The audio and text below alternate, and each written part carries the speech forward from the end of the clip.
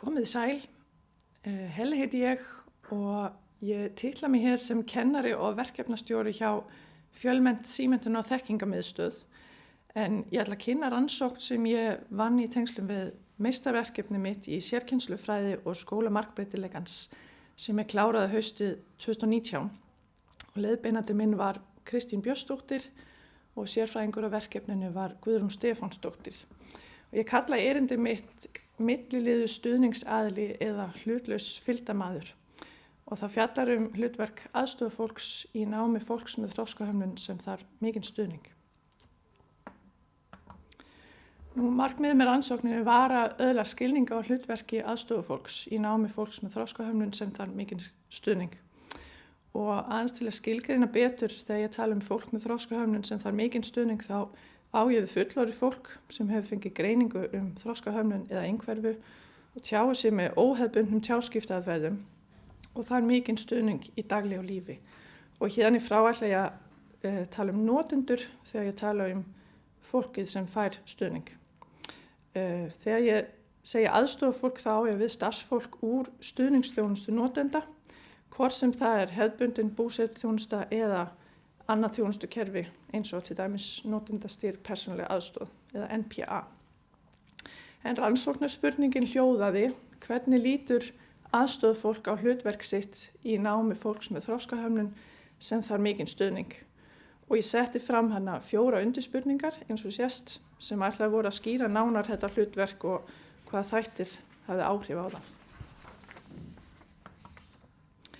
Aðeins minn persónuleg bakgrunn. Ég hef starfað sem kennari hjá Fjölmennt frá árinu 2007 og þangað sækir stór hluti þeirra notenda sem hér að fjalla nám. Ég hef í auknum mæli verið í samstarfi við aðstofafólk sem fylgir notendum á námskeið og ég hef upplifað að það vantar skýrari skilgreiningu á hlutverki þessi í náminu til þess að geti aðstoðar notendur verið að taka þátt í kennslustundum og ekki síst að nýta sér námið þegar heim komið.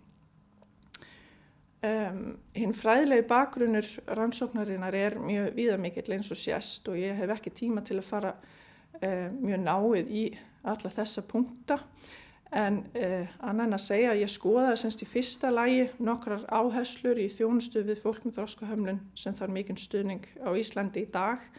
Það voru þá hinn norræni tengslaskilningur og fötlun, það var hugmyndafræðin sjálfstætt líf og NPA og það voru hugmyndir aðstæðubundið sjálfræði sem að í rauninni gera fólki með þroskahömlun sem þarf mikinn stuðning kleift að fara með sjálfræði sitt með aðstoð annara. Og það mjög mikilvægt fyrir þessa notendur sem annars eiga hættu að verða út undan þegar talað sjálfræði og sjálfstæði. Í öðru lagi þá skoðaði ég nokkra nálganir í stuðningi við fólk með þroskahömlun sem þarf mikinn stuðning. Það voru hugmyndir gagnkvæmni aðstoð, það var þjónandi leiðsögn sem að margir þekkja sem nálgun sem hefur verið innleitt í búsetuþjónustu á vegum Reykjavíkurborgar og víða hér á Íslandi. Og svo var nálgun virkan stuðning eða active support sem minna hefur verið fjallað hér á Íslandi. En í henni áhersla lögð á að auka þáttöku einmitt fólks með þroskahömlun sem þarf mikinn stuðning í raunverulegum verkefnum daglegs lífs til þess að vinna gegn einangrun og tilbreytingarleysi. Það horft á það sem lykilatriði að veita virkan stuðning sem sagt að það hvernig aðstoðarfólk vinnur með notanda hefur bein áhrif á hvort hann verður virkur þáttakandi. Og ég skoðaði sérstaklega þann hluta nálgunarinnar sem kallaður einstaklingsmiðaður virkur stuðningur en þar áhersla lögð á þjónustuna í heild. Það tala hið eflandi samband aðstofafólks á notanda, mikilvæg þjálfun af starfsfólks og starfsforystu stjórnenda og allt þetta eru hluti sem að rímuðu mjög vel við gögnum mín þegar ég fór að greina þau. Nú síðast en ekki síst þá nýtti ég mér kenningar yfirfærslu náms í fullorðinsfræðslu til þess að skoða hlutverk aðstofafólks í því að aðstoða notendur við að nýta sér námið í daglegu lífi. Framkvæmd rannsóknarinnar að þá út frá markmiði hennar og rannsóknarspurningum að þá ákvaði ég að gera einlega viðtalsrannsókn þar sem áherslu var á að fá skilning á viðhorfi og reynslu aðstofafólksins sjálfs Þátttakendur voru 6 aðstoðarmenn sem allir hafði reynslu af því að fylgja notendum sem falla undir skilgreiningu rannsóknarinnar á námskeið í Fjölmennt. Og ég laði mig fram að fá þátttakendur með ólíkan bakgrunn til þess að fá sem breiðasta mynd. Þannig að ég var með jafn hlutfall karla og kvenna. Þátttakendur voru með ólíka menntun og með ólíka reynslu af þjónustukerfum. Meiri hlutin unni í hefðbundinni búsetuþjónustu en einn vann í þjónustu í anda NPA. Ég tók hálfopin viðtöl við hvern þáttakandi fyrir sig á tímabilinu mars 2018 til janúar 2019 og gögnin voru greind með þemagreiningu. Það voru nokkur siðferðileg atriði, nokkur siðferðileg atriði sem ég þurfti að huga að. Í fyrsta lagi hvernig átti að tryggja nafnleynd og trúnað. Notendur sem falla undir skilgreiningu rannsóknarinnar eru ekki mörg á Íslandi og aðstæður þeirra auðþekkjanlega fyrir þá sem að þekkja eitthvað til. Þannig að ég notaði fyrsta lagi tilbúin nöfn og ég hef breytt lýsingum á aðstæðum og jafnvel breytt kyni fólks til þess að ekki væri hægt að þekkja það aftur. Og því ekki hægt að draga neina ályktanir út frá kyni eða kynbundum þáttum af þessari rannsókn. Ég þurfti líka að huga siðferðilega atriði sem snúa því að ég var að rannsaka minn eigin starfsvettvang því ég vann sem kennari hjá Fjölmennt þegar rannsókninni var framkvæmt. Ég þurfti vera meðvituð að leggja mína eigin hugmyndur hlutverk aðstofafólks til hliðar og huga að því valda ójafnvægi sem óhjákvæmlega skapast á milli mín sem kennara og viðmælenda sem voru utanaðkomandi aðila. Og þess vegna bauð ég einungis aðstofafólki þáttöku í rannsókninni sem ég hefði ekki sjálf verið í samstarfi við sem kennari. En þá kom að niðurstöðum og ég skipti niðurstöðum í 4 hluta. Fyrsti hlutin fjallar mótun hlutverks aðstofafólks. Þar kom mjög skýrt í ljós að aðstofafólk mótar að mestu leyti hlutverkið sitt sjálft. Viðmælendur sögðust fá litlar sem enga leiðbeiningar hlutverk þess í námi notenda og lýstu því svolítið eins og að vera hent út í djúpulaugina. Og við nánari skoðun það mátti greina 3 ólík hlutverk sem að viðmælendur voru búin að móta með sér. Og ég kalla þessi hlutverk milliliðurinn, stuðningsaðilinn og hinn hlutlausi fylgdarmaður. Og myndin á þessari glæru ætlað að skýra hans betur þessi 3 hlutverk. Milliliðurinn, hann tengist bæði notandanum og kennaranum og hans hlutverk byggir á því að hann þekki notanda betur en kennarinn og getur þar að leiðandi leiðbeint kennaranum hvernig notandi finnst best að gera hlutina og hann getur ekki síst túlka tjáningu notanda sem mjög mikilvæg liður í þessu hlutverki. Þannig að hann getur auðvelda samskiptin og samstarfið á milli notanda og kennara. Stuðningsaðilinn aftur á móti tengist aðilega notandanum og samband þeirra oft mjög náið og byggir á trausti og væntumþykju. Og það gerur honum einmitt kleift að veita notanda öryggi til þess að hann geti tekið þátt í náminu með kennaranum í oft krefjandi námsaðstæðum. Og það mikilvægasti liðurinn í hans hlutverki. Hinn hlutvissi fylgdarmaður tengist hins vegar hvorki notandanum nýja kennaranum neitt sérstaklega í námsaðstæðunum og lítur ekki á sig sem hluti af námsumhverfinu. Hann sér að koma notanda á staðinn og aðstoða við svona praktíska hluti og hann lítur líka ofta á það sem sitt hlutverk að grípa inn í ef að kennslan trublist einhverju leyti vegna hegðunar notanda. En það hætta á að notandi missir af tækifæri til þáttöku í náminu ef aðstofafólk tekur hlutverk hins hlutlausa fylgdarmanns án þess að tryggt sé að notandi fái aðstoð við að tjá sig og finna fyrir öryggi. Og þess vegna álykta ég að það sé mjög mikilvægt að gera aðstofafólki kleift að taka hlutverk milliliðsins og stuðningsaðilans. Aðeins nánar meira hvernig hlutverk aðstofafólks mótast, það nauðsynlegt að skoða hvað það sem hefur áhrif á hvaða hlutverk aðstofafólk tekur sér. Og það sem kom fram í rannsóknu var að það voru í fyrsta lagi persónulegir eiginleikar aðstofafólksins. Viðmælendur nefndu sérstaklega samskiptahæfni og þolinmæði og hæfni til að taka frumkvæði sem eiginleikar sem nýttust þeim vel í starfi. En það var líka viðhorf til starfsins almennt sem virtist hafa áhrif á hvaða hlutverk það tæki að sér. En mjög áhugavert fannst mér að það kom fram í rannsóknina að ólík sýn aðstofafólks á hlutverk kennarans geti einnig haft áhrif á hvaða hlutverk það tekur. Og ég ætla aðeins að fjalla nánar það.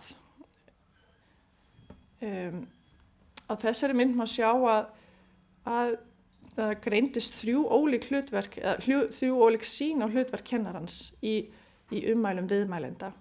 Það var kennarinn sem jafningi, kennarinn sem fyrirmynd og kennarinn sem stjórnandi. Þegar aðstofafólk lítur á kennarinn sem jafningja þá á það auðveldara með að taka sér hlutverk milliliðsins, leiðbeina kennaranum og taka við ábendingu frá honum. Aftur á móti ef það lítur á kennarinn sem fyrirmynd þá það líklegra til þess að vera meðvitað hvað það getur sjálft lært í náminu. Það getur verið nýja leiðir til að eiga samskipti við notanda eða nýja aðferðir sem veitir honum öryggi. En það fer alveg eftir hvernig fyrirmynd kennarinn og hvort hann sé meðvitaður að hann sé fyrirmynd hvaða hlutverk aðstofafólki þá tekur.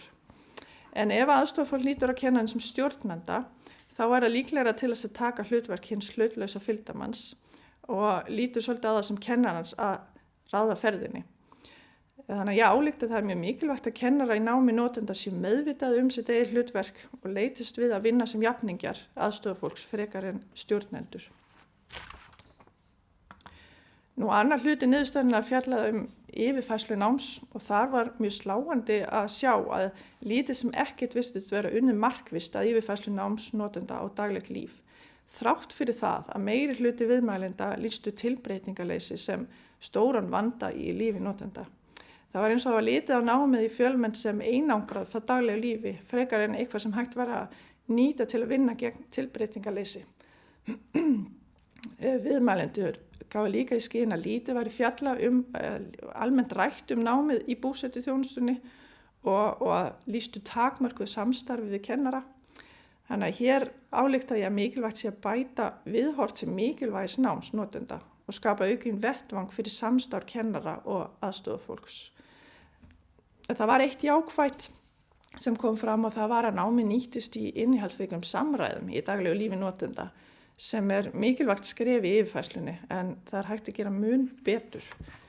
Eins og einn viðmælandi minn sagði og ég vitna hér í Snorra sem aðstoðaði konu sem ég kalla Bryndís á námskeiði í söng og hann segir, þú veist, eins og með fjölmennt að við ákveðum bara við aðstoðum Bryndís við að læra texta og þá það bara eitthvað sem við getum gert og það ógeðslega flottur hlutur, skilurðu.